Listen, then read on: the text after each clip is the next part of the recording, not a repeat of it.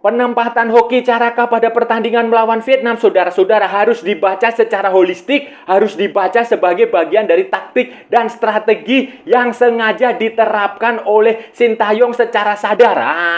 Tujuannya adalah untuk mengecoh para pemain Vietnam, untuk mengecoh pelatihnya Vietnam. Dan terbukti, saudara-saudara, terlepas dari penampilan Hoki Caraka yang kurang bagus ya, faktanya memang berhasil, saudara-saudara. Taktik dan strategi itu berhasil membuat Vietnam benar-benar terkecoh. Halo saudara-saudara, jumpa lagi dengan komentator gadungan di sini. Dengan komentator yang gadungan. Seperti biasa, saudara-saudara, seperti biasa. Kalau kita sudah bertemu, pasti akan ada yang kita bicarakan, akan ada yang kita perbincangkan, akan ada yang kita cakap, kita ulas, kita analisis, kita bacotin. Kita cangkeman tentang sepak bola di seputaran Asia Tenggara, di negara-negara tetangga, negara-negara jiran, negara-negara serumpun di Indonesia, Thailand, Malaysia, Vietnam, Laos, Myanmar, Brunei Darussalam, Timor Leste, Singapura, mana dia?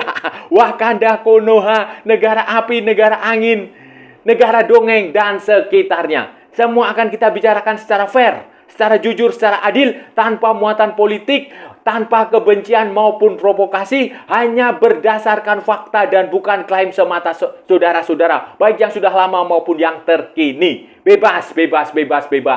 Yang penting sopan. Dan untuk edisi kali ini, saudara-saudara, untuk edisi kali ini kita akan bicara tentang Hoki Caraka. Kenapa Hoki Caraka ada di pertandingan melawan Vietnam? Kenapa Hoki Caraka dimainkan waktu pertandingan melawan Vietnam? Dan kenapa Sintayong justru memilih Hoki Caraka daripada Egy Maulana Fikri di starting line up atau daripada Ramadan Sananta di starting line up? Kenapa pilihannya Hoki Caraka, saudara-saudara? Itu adalah keputusan sadar Sintayong berdasarkan taktik dan strategi yang memang sengaja dirancang, tujuannya untuk mengecoh Philippe Troussier, untuk mengecoh Vietnam, dan ternyata berhasil, saudara-saudara. Terlepas dari penampilan Hoki Caraka yang dinilai oleh sebagian orang tidak terlalu memuaskan. Ini akan seperti apa, saudara-saudara? Ini akan kita bahas, akan kita ulas, akan kita cakap, akan kita bacotin, akan kita cangkeman di edisi kali ini, saudara-saudara. Jadi begini, saudara-saudara, jadi begini, ada banyak kejadian, ada banyak pemandangan, ada banyak hal yang layak kita bahas sebenarnya dari pertandingan tim nasional Indonesia melawan Vietnam yang kemarin hari Kamis yang dimenangkan oleh Indonesia 1-0.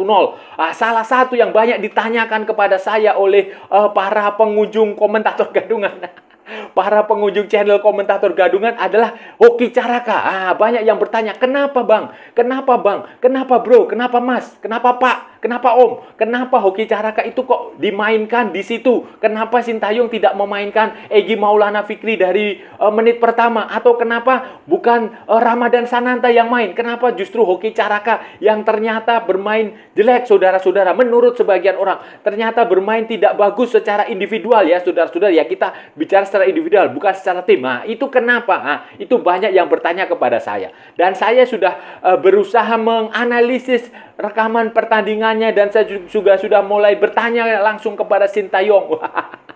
Bertanya langsung kepada Sintayong, kenapa sih Pak? Kenapa Hoki Caraka itu sengaja dimainkan di situ? Ternyata jawabannya adalah memang itu Hoki Caraka itu adalah keputusan sadar Sintayong. Sintayong secara sadar itu memang sengaja memainkan Hoki Caraka ada di situ. Memainkan Hoki Caraka itu keputusan dia. Jadi itu bukan terpaksa atau bukan terkejut atau bukan apa. Itu dia sengaja. Dan inilah bedanya pelatih sekelas Sintayong, pelatih yang sangat pintar, pelatih yang paham tentang ilmu sepak bola dengan supporter kita. Khususnya supporter dunia maya, supporter online yang hanya menilai sepenggal-sepenggal, sepotong-potong, tidak menilai secara keseluruhan, tidak bisa membaca. Itu bedanya. Dan Sintayong memang sengaja, saudara-saudara. Sekali lagi saya ingin mengatakan, sengaja menampilkan Hoki Caraka dan itu ada alasannya, saudara-saudara. Hoki Caraka itu dimainkan oleh Sintayong sejak menit pertama. Dia lebih memilih Hoki Caraka dibanding Egy Maulana Fikri. Egy Maulana Fikri baru main di babak kedua. Begitu pula Ramadan Sananta baru main di babak kedua. Itu karena bagian dari taktik dan strategi. Ini yang tidak banyak dipahami oleh orang-orang di Indonesia, oleh supporter, oleh fans sepak bola di Indonesia, khususnya oleh bocil, supporter online, supporter dunia maya. Ini yang tidak dipahami. Bagian dari taktik dan strateginya Sintayong untuk mengecoh Vietnam, untuk menipu Philippe Troussier. Karena di sepak bola itu Anda nggak hanya butuh jago menggocek bola seperti Lionel Messi atau punya tendangan keras seperti Cristiano Ronaldo. Tidak, saudara-saudara, di sepak bola itu Anda butuh taktik dan strategi. Kata Sun Tzu, kenalilah lawanmu, maka 1000 kali kau berperang pasti menang. Nah, inilah yang dilakukan oleh Sintayong, saudara-saudara. Dia benar-benar menggunakan taktik dan strategi. Bermain otak, bukan hanya bermain fisik, bukan hanya bermain keras, bukan bermain kasar, bukan. Tetapi dia menggunakan taktik dan strategi, menggunakan otak yang jitu. Kenapa saya bilang ini taktik dan strategi? Saudara harus ingat, ketika Piala Asia 2023, formasi di depan adalah Rafael Strijk berduet dengan Egy Maulana Fikri dalam skema 4-4-2. Marcelino Ferdinand main di situ, kemudian Jakob Sayuri menjadi sayap dengan Marcelino Ferdinand di kanan dan kiri, kemudian Ivar Jenner dan Justin Hubner menjadi gelandang tengah. Itulah yang dibaca oleh Philippe Troussier ketika pertandingan itulah yang dialami Philippe Troussier waktu pertandingan di Piala Asia. Dan ketika akan bertemu Indonesia di Jakarta, kemungkinan Philippe Troussier juga membaca formasi seperti itu. Philippe Troussier, saya berani bertaruh lah. Saya yakin Philippe Troussier pasti akan memperkirakan Egy Maulana Fikri yang bermain atau Ramadan Sananta. Mungkin dia nggak akan berpikir Ramadan Sananta. Mungkin dia akan berpikir Egy Maulana Fikri akan berduet dengan Rafael Strijk sama seperti Piala Asia 2023. Sehingga sudah pasti Philippe Troussier itu sudah pasti menyiapkan taktik strategi pemain yang khusus disiapkan untuk menjaga Egy Maulana Fikri, untuk menjaga Rafael Strijk. Dan ternyata berbeda, saudara-saudara.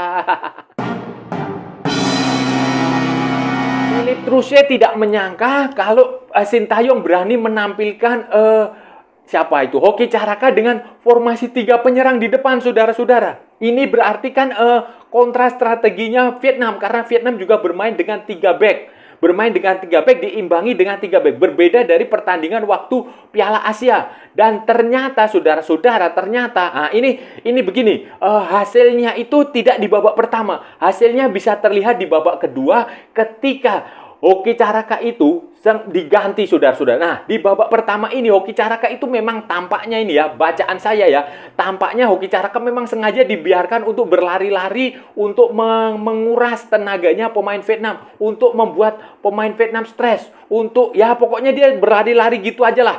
Itu bagian juga dari strategi, saudara-saudara.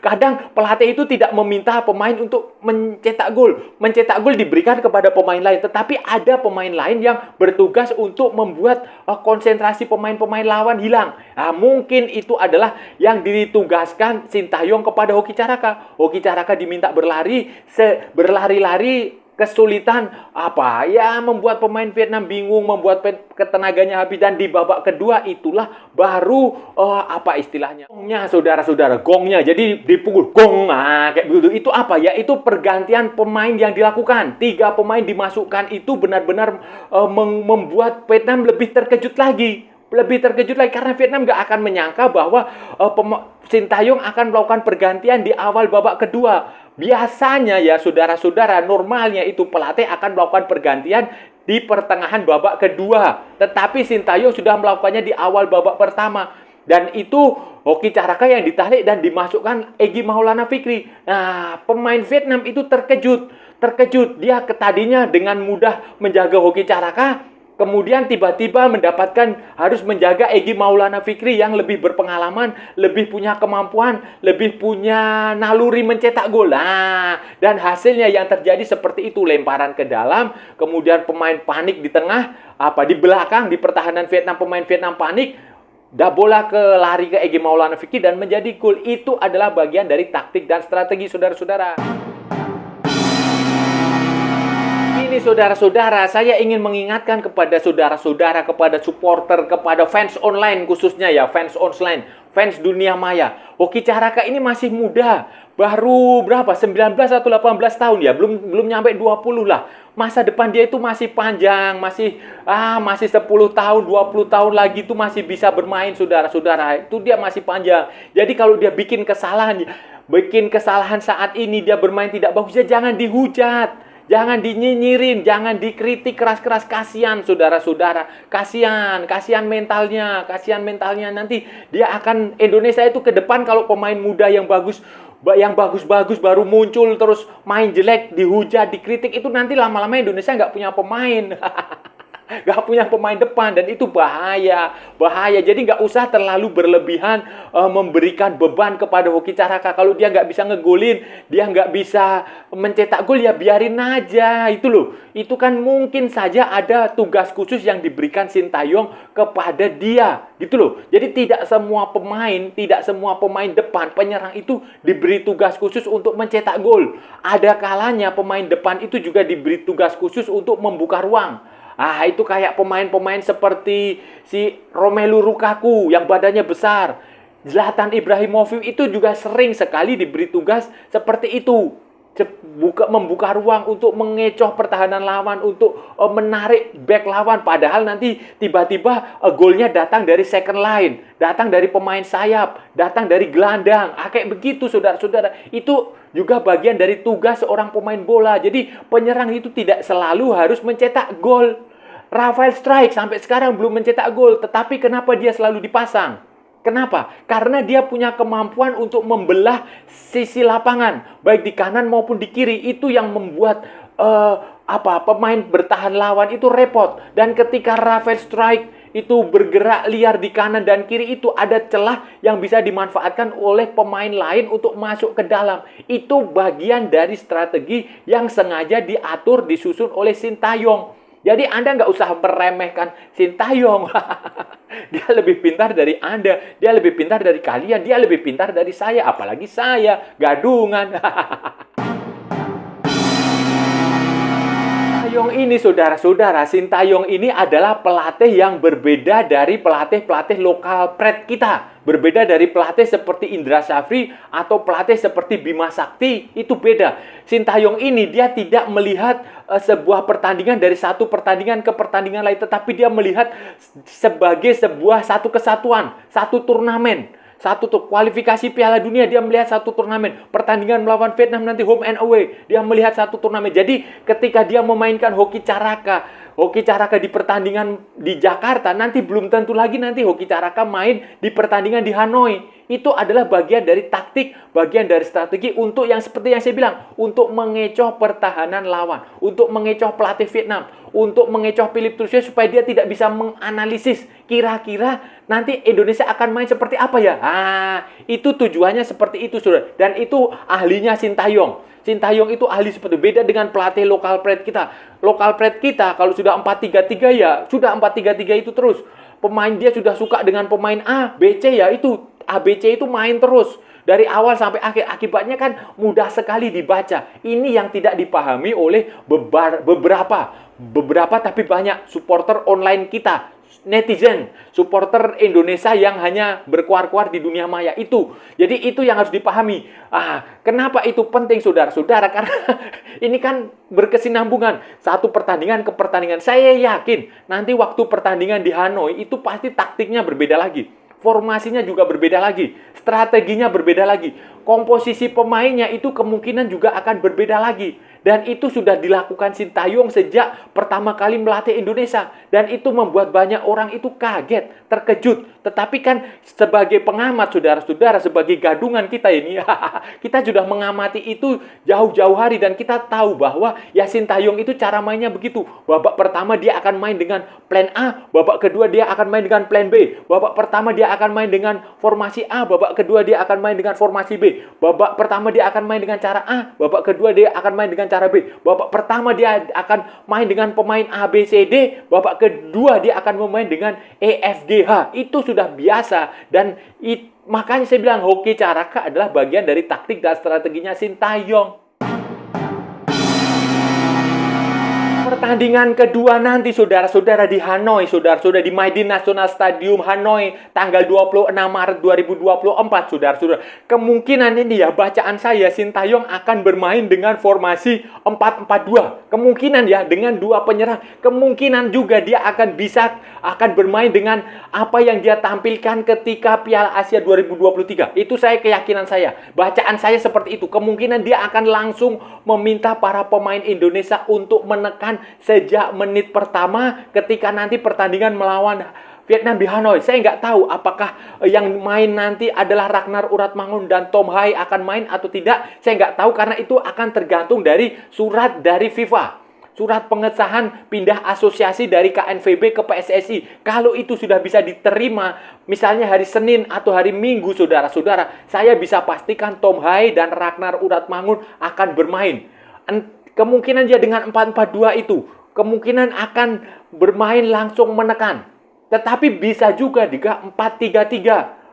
Atau kembali lagi ke 3-4-3. Tetapi yang saya yakin adalah cara bermain Sintayong nanti di Vietnam itu nanti akan sama seperti waktu Piala Asia 2023. Dia pasti akan menekan. Dia pasti akan menekan sejak menit pertama, akan memerintahkan para pemain Indonesia untuk mengurung pertahanan Vietnam. Karena sudah pasti Indonesia tidak akan mau mengambil resiko. Kalau kemarin di Jakarta itu memang saya lihat taktiknya seperti itu. Taktiknya sengaja membuat lemah dulu di awal-awal babak pertama, membuat Vietnam menyerang, membuat Vietnam terlena. Baru di babak kedua dihukum, digong, dong, kayak gitu. Tetapi nanti main di Hanoi ini, saudara-saudara, saya tidak melihat hal itu. Saya justru melihat Sintayong dan Indonesia akan langsung menekan sejak menit pertama, akan langsung berusaha mencetak 1, 2, 3 gol untuk membuat Indonesia menang lah. Pasti itu saudara-saudara. Kemenangan melawan Vietnam kemarin, saudara-saudara, sebenarnya Indonesia jauh lebih diuntungkan. Diuntungkan di grup ini, saudara-saudara, di grup ini ya. Karena apa? Karena Indonesia masih akan bermain menghadapi Irak dan Filipina di Jakarta. Bulan Juni kalau nggak salah. Itu kan sebuah keuntungan, saudara-saudara. Jadi ujiannya memang yang paling berat itu Vietnam. Dan Vietnam ujian pertama sudah dikalahkan. Nanti pertandingan kedua di Hanoi, kalau Indonesia tidak menang, misalnya hanya berhasil mendapatkan hasil imbang, ya nggak masalah, saudara-saudara. Hasil imbang nggak masalah. Hasil imbang nggak masalah, karena itu nanti akan cukup menguntungkan Indonesia, karena Indonesia akan menghadapi Irak dan Filipina di Jakarta yang kemungkinan juga akan menguntungkan.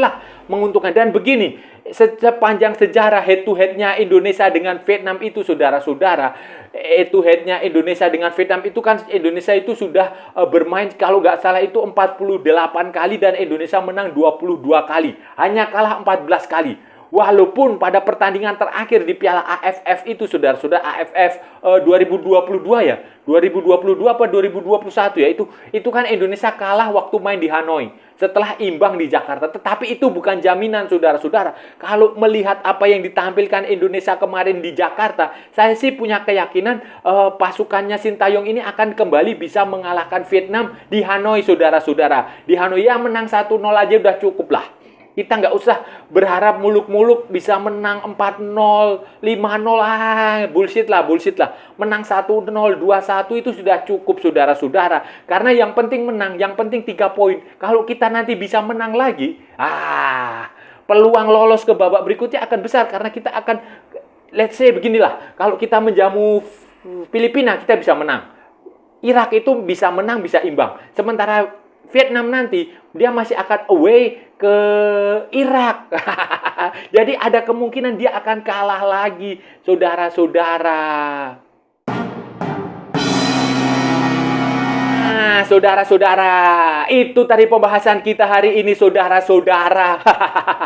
Kita sudah bicara panjang lebar dari A sampai Z, dari barat sampai ke timur, dari utara sampai ke selatan, dari Sabang sampai Merauke, dari Pulau Rote sampai Pulau Miangas. Semua sudah kita bahas tentang pertandingan tim nasional Indonesia, khususnya keberadaan Hoki Caraka di starting line up di pertandingan melawan Vietnam yang dinilai oleh sebagian orang sebagai keputusan yang salah dari Sintayong karena Hoki Caraka tidak bermain bagus. Padahal saudara-saudara, padahal ini ya faktanya dan ini sudah diakui oleh Sintayong sendiri, memang dia sengaja menampilkan Hoki Caraka di situ. Dia sengaja memainkan Hoki Caraka. Dia lebih sengaja memilih Hoki Caraka dibandingkan memainkan Egy Maulana Fikri dari starting line up atau Ramadan Sananta. Sejak menit pertama saudara-saudara, pilihannya memang Hoki Caraka secara sadar tujuannya adalah untuk mengecoh pertahanan Vietnam. Karena kalau saudara-saudara ingat, waktu Piala Asia 2023 adalah formasinya adalah 4-4-2, Rafael Strike berduet dengan Egy Maulana Fikri. Dan pada pertandingan di Jakarta kemarin formasinya berbeda. Rafael Strike masih di situ, kemudian ada Witan Sulaiman dan ada Hoki Caraka, dan ternyata saudara-saudara itu taktik itu berhasil mengecoh Vietnam karena Vietnam kemudian terkejut ketika pada babak kedua Sintayong memasukkan Egy Maulana Fikri, Sintayong memasukkan Pratama Arhan, Sintayong memasukkan Sandy Walsh. 3 pemain langsung dimasukkan dan hasilnya langsung tercipta gol. Jadi kalau melihat sebuah pertandingan sepak bola, saudara-saudara harus dilihat secara umum, secara holistik, secara utuh. Tidak boleh sepenggal-sepenggal, tidak boleh sepotong-potong, tidak boleh melihat hanya 1, 2, 3 pemain saja, tapi melihat secara umum taktik dan strateginya itu seperti apa. Ini yang tidak pernah dimiliki oleh pendukung-pendukung Indonesia, khususnya adalah supporter online yang selalu inginnya hasil yang instan, saudara-saudara. Dan saya rasa sudah cukup ya pembahasan kita hari ini. Kalau ada salah-salah ya mohon maaf. Namanya juga gadungan saudara-saudara. Tetapi kalau benar berarti sebuah kebenaran. Kalau saudara-saudara merasa channel ini bermanfaat, berguna, menghibur, menginspirasi, silahkan like, share, and subscribe. Tapi kalau tidak saudara-saudara, abaikan saja. Skip, jangan ditonton, tetapi jangan juga di-report. Kasihan saya saudara-saudara. Ikuti juga akun media sosial Komentator Gadungan, ada di Instagram, ada di Facebook, dan ada di TikTok yang bukan TikTok Shop, saudara-saudara. Oke, sampai bertemu lagi di edisi-edisi berikutnya dengan tema-tema yang jauh lebih tidak bermanfaat, dengan tema-tema yang jauh lebih tidak penting, dengan tema-tema yang jauh lebih membagongkan. Salam olahraga dan merdeka!